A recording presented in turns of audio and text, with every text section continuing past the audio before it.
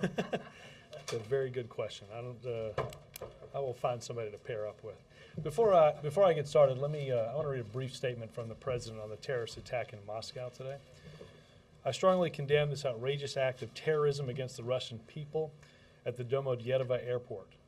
I want to express the solidarity of the American people with the Russian people in the aftermath of this premeditated attack against innocent civilians.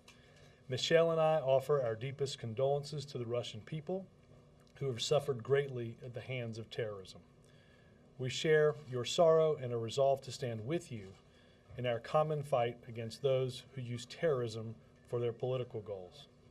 Our thoughts are with the families of the victims, and we are praying for a successful recovery for all of those who were injured. To give you an update, the President was briefed on these events at 10:45 in the Oval Office by John Brennan, separate and apart from his presidential daily briefing.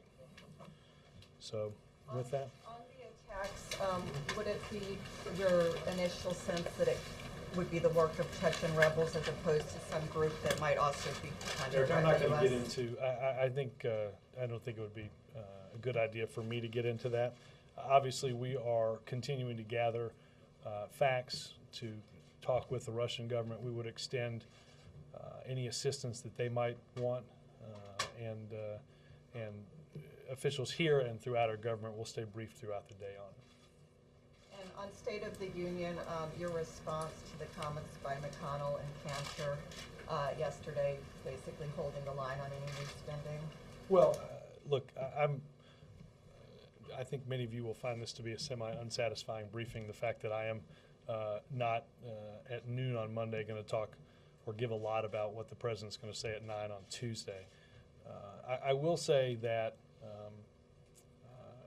I think you'll hear the President, as we've discussed, spend most of his time talking about the economy, talking about the challenges that we face, both in the short term, in terms of doing whatever we can to help create jobs, in the medium and long term to continue working on issues like competitiveness and innovation, and ensuring that in the medium and the long term we get our fiscal house in order. So I think this is we're not going to have a debate in Washington about whether we need to make some changes and whether we need to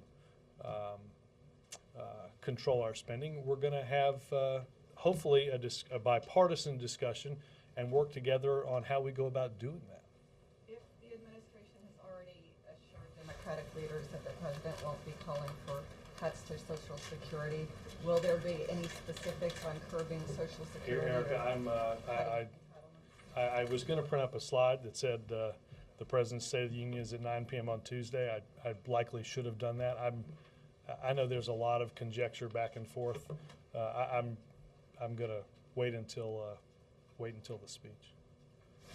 And with that, I'm sure nobody else has their hand raised because that sort of sucked the air out of the room, didn't it? Robert, when will the President take a position on the Deficit Commission's report? Well, look, I think you'll hear, again, as I just said to Eric, I think you'll hear the President talk about a whole host of economic things, including getting our fiscal house in order. And as you know, Jeff, the President's budget will be released in fairly short order as well. You'll notice I didn't ask that about the State of the Union, but I think my hunch is that you took the clause, will the President in the State of the Union, ... So I mean, let's take that whole piece out of it. At some point, will he not take a position on which particular areas from those proposals he will support and which areas he would like to see implemented? Jeff, I think, again, this is a President who, in last year's budget, instituted some tough measures in terms of our non-defense discretion or non-security discretionary spending. You've seen proposals already this year to freeze civilian pay for government employees, and the President, again, will spend some time, not just tomorrow night and not just at the introduction of the budget, but throughout the year, talking about what we have to do, again, to make progress on our spending. Do you I think you said last year from the podium that deficit reduction would be one of the main priorities of the White House this year. Is that still true? I think that the steps that we need to take to get our fiscal house in order will be something you'll hear a lot of discussion on this year. Yes. Let me ask you one non-deficit question. Does the White House have any reaction to President Sarkozy's proposals on G20 today, specifically regarding commodities? I know that we talked a little bit about this morning, the speech that had been given, and I think NEC was taking a look at that, but I have not heard anything back on that. Check. If the president, as the people, senior administration officials have talked about some of the things that are going to be in the speech with us, with Democratic consultants. I understand you're not going to get into the details of that, but if the president the president has been talking for months about the competitiveness agenda, investments in infrastructure and education and innovation. If the president is calling for that, which are spending programs, would it not be responsible to offset that spending with cuts elsewhere? If the president is concerned about the debt and deficit, as he also has said, including in his Saturday address to supporters. I think that you'll find that what you just said won't be contradicted in the speech. Quick question about Bradley Manning, the suspected of leaking information. Is the administration satisfied that he is being kept in conditions that are appropriate for his accused crime, and that visitors to Bradley Manning are treated as any visitors, any prisoner would be treated?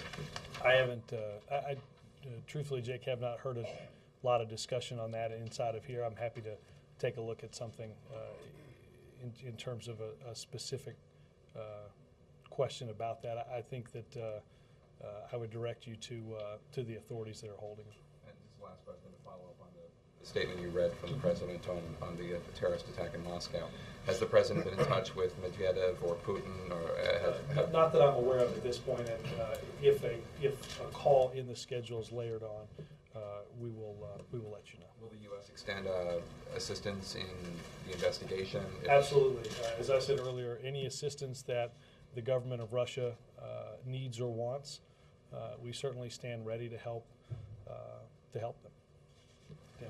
Robert, how much, you said that the President's State of the Union will focus on jobs, but how much of that speech will also look at foreign policy and in particular Afghanistan? Well, I think the President will certainly get into a discussion of some aspects of our foreign policy, and we'll certainly talk about where we are and what progress has been made in our war in Afghanistan. Absolutely. And will it be an optimistic view in terms of the progress that is? I don't think it will be different than the way we've been talking about it, and I would stay tuned for the speech. You're giving it away. I think most of the people in this room would probably grade me as not having given a ton away at this point.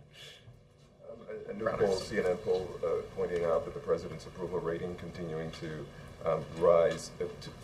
You tend not to like those polls whenever we ask when the numbers are going down. You haven't tended to ask me about one that's gone up. I'm asking you that.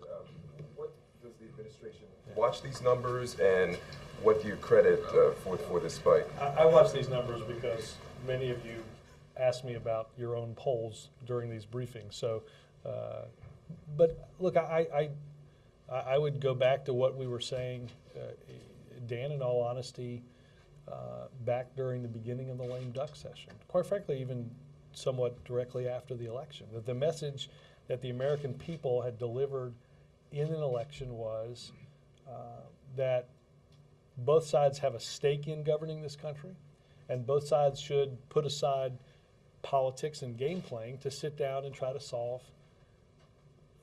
the biggest, most vexing problems that we have. I think in the State of the Union address, in the lame duck session, you saw that whether it was on taxes, whether it was on things like START, whether it was on issues like food safety or what have you, or don't ask, don't tell, people put aside game playing, and broad bipartisan majorities made progress on behalf of the American people. I think the American people saw two groups sitting down at a big table and figuring out how to solve our problems. And I think because of that, people have reacted positively to the progress that has been made, and not just the overall impact of it, but how we went about doing it. And I think it's a pretty good roadmap on a whole host of issues as we move forward. One other question, I know someone brought something up about this last week in the briefing, but gun control.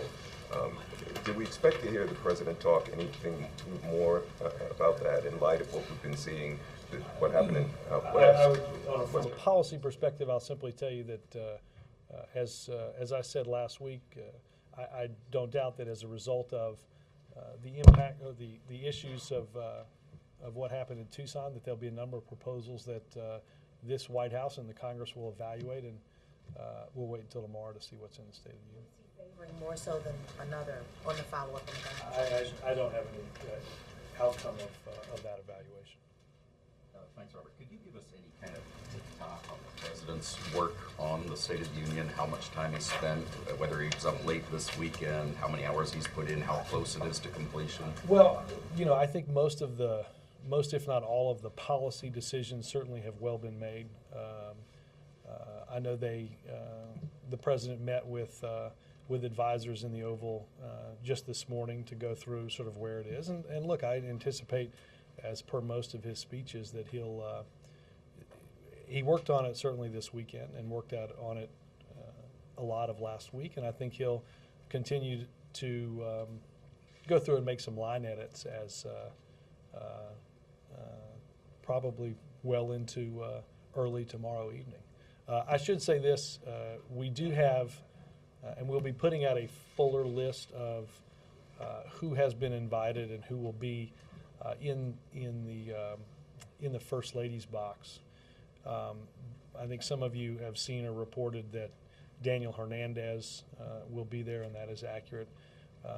The family of Christina Taylor Greene will be there, as well as Dr. Peter Ree from the hospital. I think you all recognize the name of the doctor who took the president around when he visited Tucson a little more than a week ago. Do you think he'll specifically recognize those people and ask them to? I think in a larger sense he will. I honestly don't remember in the draft if he points directly to them. But obviously I think that will their presence and the presence of those that the president has met with and talked with throughout his travels around the country in the past year will be who will make up the box. And again, we'll have a longer list with some bios a little later this afternoon. So he will, to some degree, repeat the themes from the Tucson speech in this speech? Well, I think the president will, as he did in last year's State of the Union, and as he has in Tucson and the University of Michigan commencement speech, go through working together and the need to have a debate that is appropriate to the size of the challenges that we face in this country. Would it be fair to say that this speech is going to be different than the typical State of the Union speech, which tends to be a laundry list of issues? I think that's probably accurate. How will it be different? I think this will be, I don't think you'll see a laundry list of issues. So does that mean there are going to be very little in the way of specifics on policies and issues? I don't think this is tended to be a speech that is one where you spend big chunks of time walking through the specific machinations of policy. When you say he's going to talk about getting the fiscal house in order, he's not going to have specifics on how to go about that? He will specifically speak tomorrow at 9 p.m. But I'm not asking you for the specifics. I'm just asking if he will have specifics on getting My the fiscal hunch house is in order. if I give you the answer to that you'll curiously have a follow-up. But then you will refuse to answer that one. I'm just cutting off the middleman. Yes, sir. Some What question do you have that I can't answer? I'll give it a shot. Some senior administration officials have called some of the spending ideas as investment. Why are these investments necessary in your view?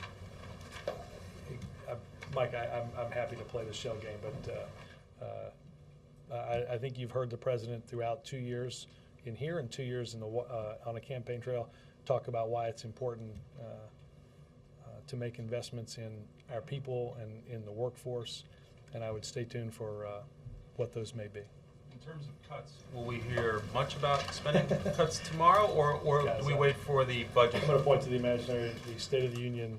It would be on this easel or on this board. The State of the Union is tomorrow at 9 p.m. Well, we should expect more of the cuts when the budget is unveiled in mid-February, or? You should expect a very detailed budget when the budget is unveiled in February. Yes, ma'am. I realize the futility in this exercise on both ends. Robert, what time will the State of the Union be? Actually, we just moved it to 9:05, and largely so I could have a different answer to that question.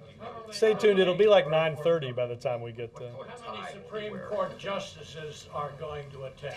You know, I have not answered my RSVP line on that today, Les, so I don't know the answer. Can I follow up one?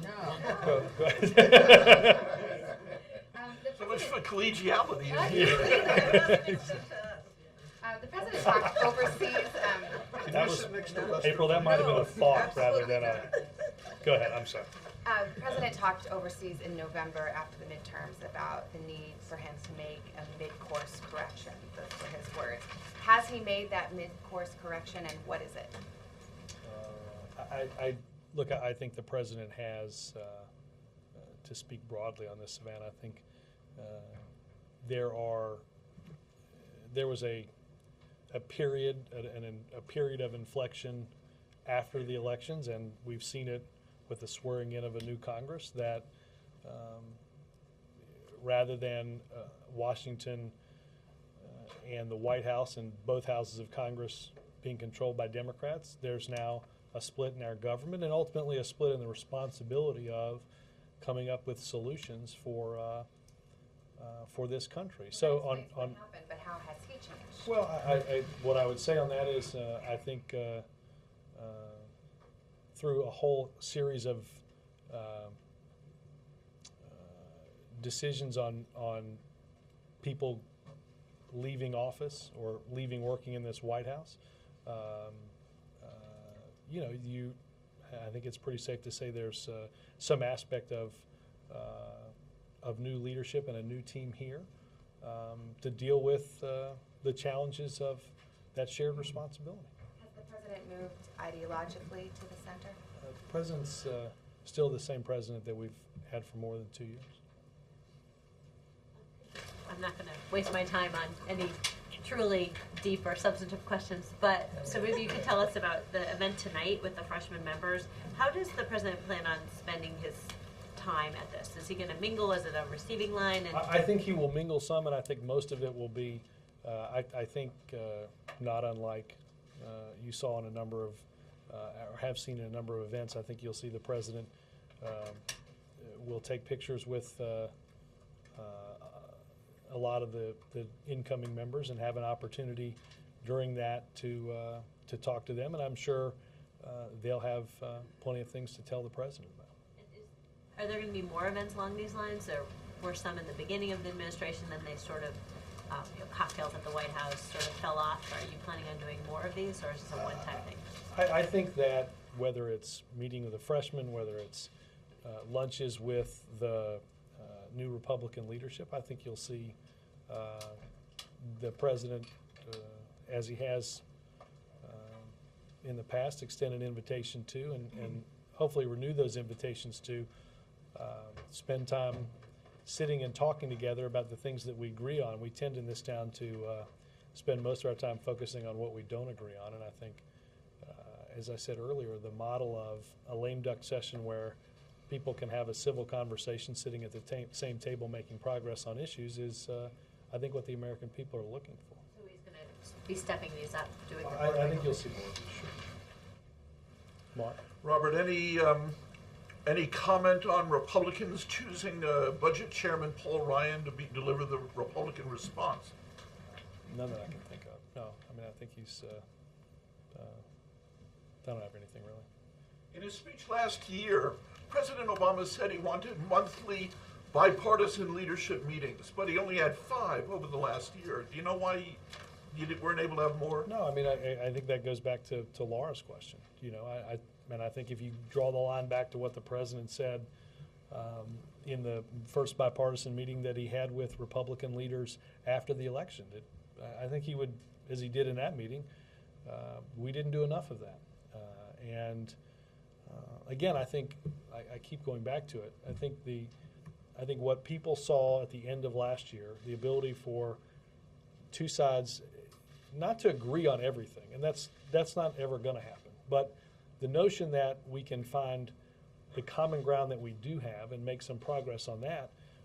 I think anytime you have more events, like more meetings, more events where you sit down and have that sort of rational conversation, not separated by 2 different boxes on television, I think is probably a productive thing for government. Robert, you said that the major policy decisions have been nailed down now as of this morning. Is the same hold true for the major budget items to be decided yet, or are they still I think most numbers of the, and things like that? my sense is most of that's been made because a lot of that stuff goes to the printer well ahead of time. You might ask why you still print the budget, and it's a question many of us in here have posed for the last 2 years and still haven't gotten a great answer. But that's what happens. Can you talk about the plans for releasing either excerpts or anything tomorrow? I think we're going to, I think you'll soon see an email with some briefing plans where we'll walk through the speech, likely embargoed until pretty close to its delivery. And I don't know about prospects in terms of excerpts. I think that Roger's always largely dependent on what sections the president is done tinkering around with. Robert, the president's often talked about not wanting to kick the can down the road and, making tough choices. And he said several times last year that this year he was really going to be seized with this effort to cut the deficit. It sounds like you're lowering expectations for this and saying he might talk about it in general or in the abstract, but for some reason, maybe because the economy is doing better or because he is, the State of the Union is not the time that you're going to challenge anyone to make a choice. Again, I think I'd be largely accused in taking your first 10 or so questions of being far less than specific. So I hope you won't read into my unsatisfying answers some avenue one way or the other. You're not trying to lower expectations. I'm simply trying to maintain my confidence throughout the remainder of this briefing, having virtually nothing with which I can enlighten you on. Will you brief tomorrow, Robert? I pass on to my esteemed This colleague. is like now we're like on now we're like what 1980s game shows. Pass.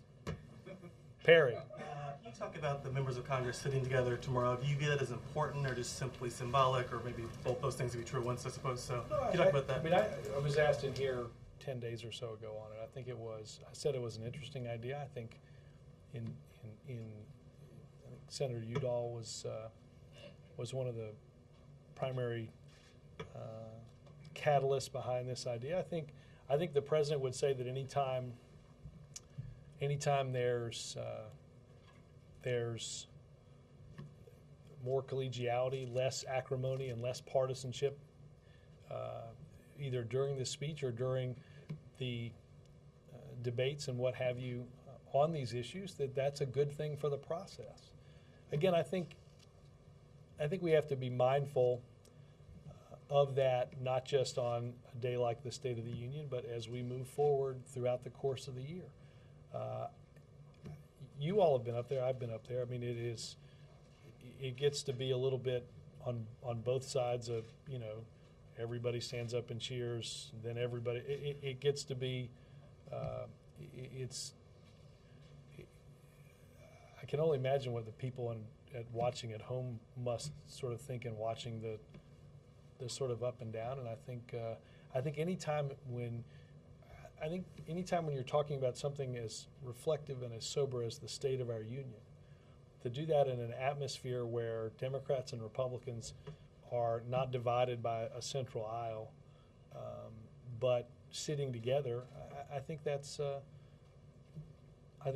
good step. I think the progress that we make overall on that issue will be dependent upon not just the steps that are taken to change where people sit tomorrow, but the atmosphere and the collegiality around that debate moving forward. And again, Perry, I don't think anybody in this town or anybody in this country expects us not to wake up and still have some differences. That is why we have a democracy and why we have the system that we have. That's not to say, though, that as we're having some of those debates and discussions that we can't look at what unites rather than divides us and see if we can't make some progress on that. I think you'll hear the president talk about that tomorrow. On that, Robert, a couple of quick things first. Do you have a firmer date for when the budget will be released? I know it's the week of the 14th. I don't know whether it's the 14th or maybe the 15th, but I think at this point, just that week. I know obviously there had been some delay with Jack being held up through confirmation that moved that timeline a little bit toward the week of the 14th, and that's when it'll come out. When we speak of things like investments for innovation, transportation, workforce, is that, and there's been a lot of attention to that being spending, is that also inclusive of tax incentives? Because that's been a lot of the program to date. Or is it all spending? I think that, well, you could certainly have a debate about whether, accounting debate about tax cuts and spending and what have you. I think you'll hear the president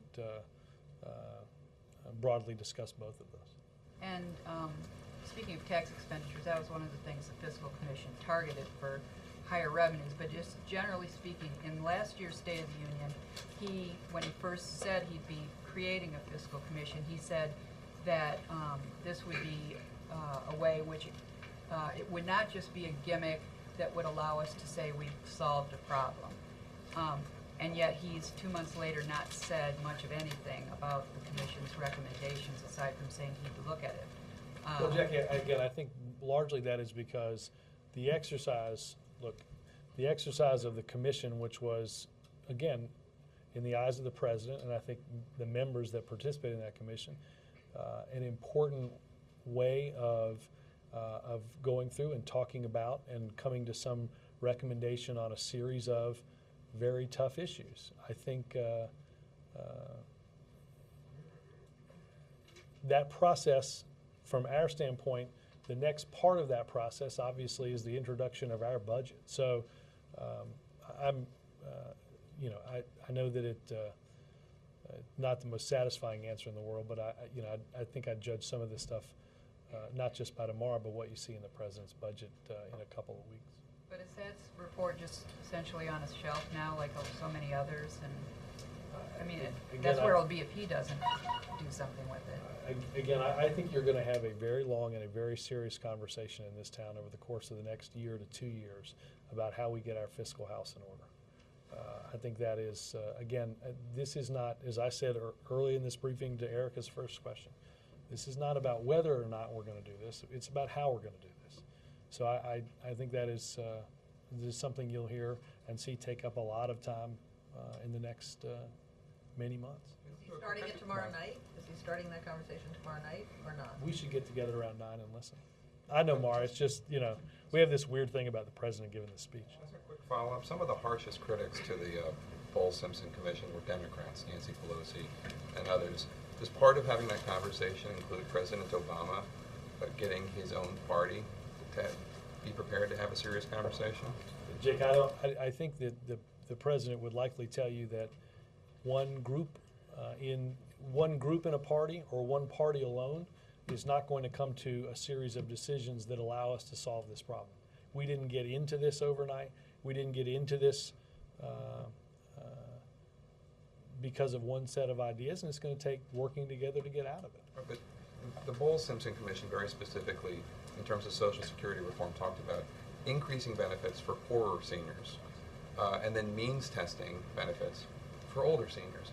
That became, in the mouths of Capitol Hill Democrats, this commission wants to cut Social Security. I didn't hear a word from the president in terms of their unfair characterization of the recommendations.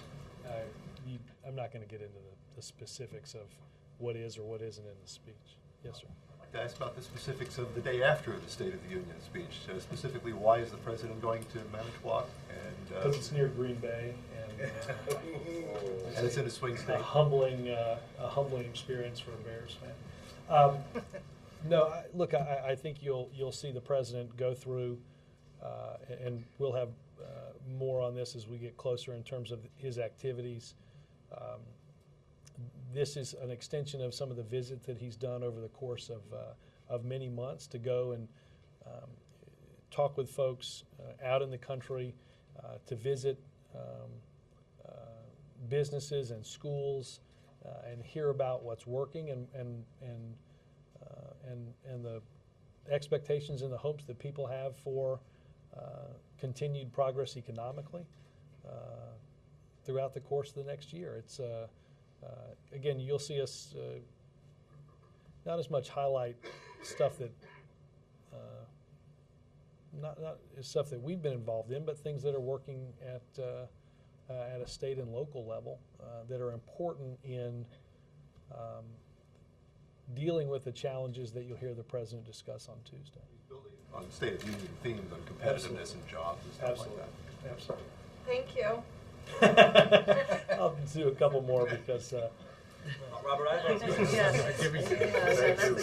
some questions for you on marriage. Back in 1996, when the president was running to become an Illinois state senator, he stated in a questionnaire response to what is now the Windy City Times that he supports same-sex marriage. He wrote, "I favor legalizing same-sex marriages and would fight efforts to prohibit such marriages." That's not the president's current position. Has he backtracked on an earlier commitment he made to gay and lesbian marriages? There's a whole host of issues that I would direct you to during the campaign on different questionnaires, and I would again reiterate what the president has said recently on that issue. But do you dispute the accuracy of this questionnaire response? Again, I'm happy to send you the several thousand clips of which went around during the course of 2008 on a whole host of those issues. Thanks, guys. Oh, Robert. Robert, don't leave us. You haven't even finished Don't the third leave us, row. Robert. You have Somebody not play finished that the slow, third sappy row. music. Not The finished House the third Republicans row. are introducing a bill to kill public financing of elections. It's going to come down next week, it seems. The president obviously didn't take public financing in 2008, but he has been a supporter of the system. Where is White House come down on this? Sam, again, the president believes that if you look back at the decisions that the president was critical of a year ago, the concern about special interest money in dictating the decisions that are made at the ballot box are obviously something that are greatly concerning of him. I have not, and I don't know who here has seen the exact specifics of the legislation, but obviously ensuring that we have a fair campaign system is something that we all support. April? Robert, he said April, I'm sorry. Robert. I'm going to make you guys all sit in different seats. Do you think that'll work, Mark? Yeah, unity. Speaking of seats, I have a question on seats. He's still called on April. Hold on. After April. Thank you. That happened 45 minutes ago. I've only been out here for half an hour. Yes, ma'am. Yes, Robert. First of all, how many drafts are there of the State of the Union so far? And where's the president rehearsing for tomorrow night? I have not heard where he might go over the speech. Is it not in the Family Theater? I don't think he's used. I don't know that he's ever done it in there. In terms of, I don't. We get different editions of the speech, but I honestly don't. I don't know that what's gone around is or isn't the full number of different drafts. Obviously, this is something that the president has spent a lot of time working on and writing down thoughts on for quite some time. So, and also on the issue, going back to the issue that we raised last week on gun control, cities like Chicago and Washington, D.C. have gun violence and gangs. And by President Obama being such a loyal native of Chicago and knowing what has happened there, why has he not, since being president, pushed anything on issues of gun control? And is it because it's a hot potato issue for the Democrats? No, look, again, I think that, I mean, first you're talking about a series of, in some cases, state, in some cases, local issues in terms of different laws that govern the purchasing of or the possession of guns in those jurisdictions. Look, there's no doubt that the gang violence that's resulted in the murders of kids in Chicago and Washington and throughout the country are issues that are important to this administration and important to this president, particularly, as you said, given his hometown of Chicago. There have been efforts at DOJ and other places to see what measures can be taken to help those localities deal with many of these problems, understanding that, April, I think the president will be the first one to tell you that laws alone by any jurisdiction or any government are not ever going to fully stop what happens to young people who, I think he said in different speeches, have a hole in their heart that lead them to do the types of things that result in killing kids their own age. I think those are these are issues that that have to be met with responses not simply at a state, local, or federal level, but at a level in at kitchen tables and in churches all over the country. Tom? Thanks, Robert. I have two quick ones. One is a follow-up from last week. First of all, yesterday on Meet the Press, House Majority Leader Eric Cantor was asked if he would reject birth or crazy talk, and he wouldn't. But he did allow that he believes that the president is a United States citizen. And I'm wondering if you think that Republican leaders ought to reject that kind of birther talk. And I think rational people have come to the conclusion, many of them years ago, that the president was born in Hawaii and is a citizen of the United States of America. I think the Republican leaders ought to reject that sort of thing. Do you think they have a duty to do that? Would you do that if the situation were reversed and it was Sarah Palin, for example, whose eligibility were being questioned? Would you do that? Well, remember there were concerns about the eligibility of the Republican presidential nominees' birth in a Panama Canal zone, and President Obama joined efforts to ensure that efforts were taken to, again, ensure that if there were any questions about what that meant for your citizenship. Tommy, again, I think rational people have long ago, many when they first heard and saw the president, come to the conclusion of his citizenship. Secondly, I had a follow-up from last week. I asked you last week. I asked you last week if the president was going to talk about repealing DOMA or about same-sex marriage in the speech. And, if you want to volunteer an answer on that, you can. But I also asked you. I will volunteer that, as I told Keith, it's around 9:05 tomorrow. Just sort of. My follow-up is. You follow to my non-answer.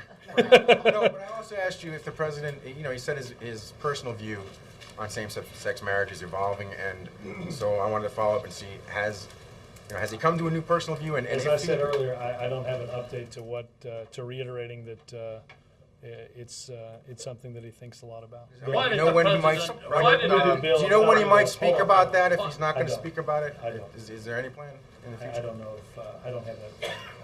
Robert, Lester, Hold on, just a hold couple on, Lester. hold on, All right, hold on. Robert. Do we I may have have run out of timeouts.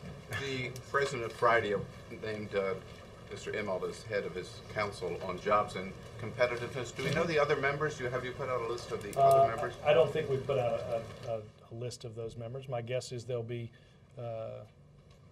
comprised not dissimilarly to some broad makeup of what you've seen before. I think you'll see people that are that have those that have worked in government, those that have worked in business, those that have worked in labor and workforce issues. I think the president wants a broad viewpoint as we transition from the PRAB structure of focusing on the decisions that have to be made immediately to prevent us from sliding from a recession into a depression, now to focusing on, as we've seen now 12 months of positive job growth, how do we see that growth not simply continue but become greater, and how do we make a series of decisions that put us on stronger footing for the long term? Why did the Machinists Union, if I may follow up, the Machinists Union today put out some numbers showing that GE is one of the major exporters of American jobs over the last 5 years. So doesn't the presence of Mr. Immelt as the chairman of the Competitive Council sort of contradict the president's message that we have to create new jobs here in America? Well, I'd say first and foremost, Bill, I don't think the message is contradictory, largely because what we did was, the stop that we made was to visit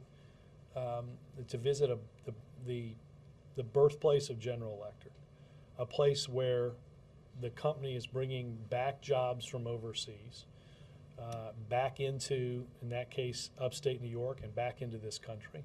I think virtually every one of the, as you walked around the floor of that factory, you saw that virtually every one of the enormous pieces of equipment, the turbines for different types of energy implements, almost all of them, or a good measure of them, were going overseas. We're manufacturing, bringing jobs back in order to manufacture products in this country that then get sold overseas and help support jobs here in America. I think that in many ways will be one of the challenges that our country faces over the course of the next many years. And I think whether it's General Electric, other companies, or other individuals that help highlight that, I think you'll hear the president talk about it and highlight it even more. Why did the Hold on. Just, can we just, I know this is crazy. Just Lester, and then I'll take a couple more questions, but Thank you. just, you will not get, this includes you too, Lester. You don't get called on because you can yell the loudest, okay? Yes, he does. Go ahead. You're a peach why teacher. did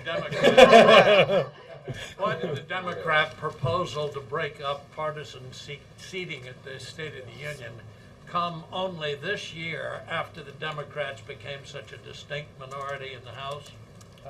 Read the first part again.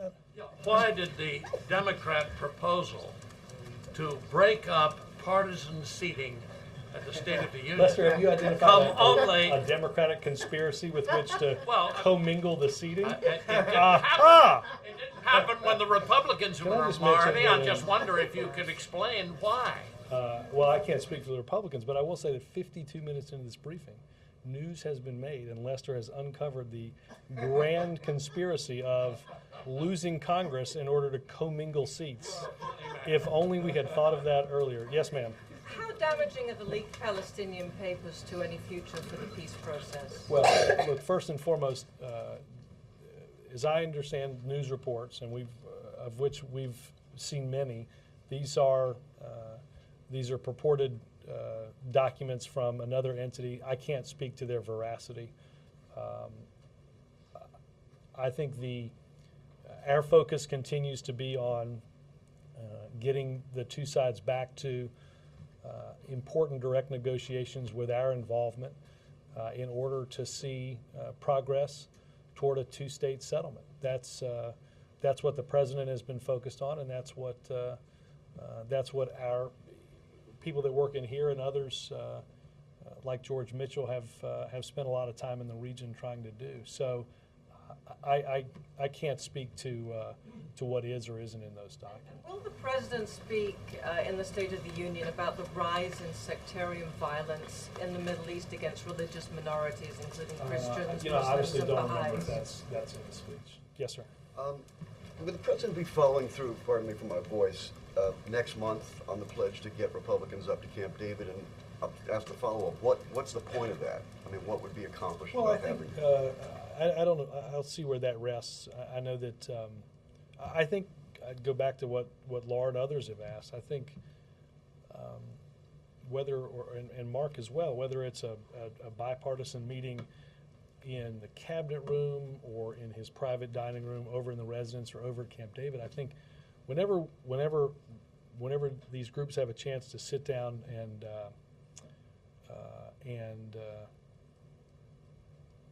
away from the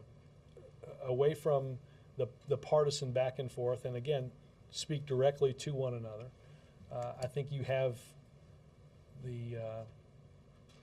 you have a better opportunity, again, to find out not what you disagree on, but what you agree on and how you can move that forward. I think that was, again, the basis for what we saw in getting a lot done in December. And I hope, and I think the president hopes, that it is a model as we move forward. Being able to spend some time focusing on those issues that we all believe are important and some of those common solutions, I think would do all of us well, and I know it would do the American people well to see that as well. Thanks, guys.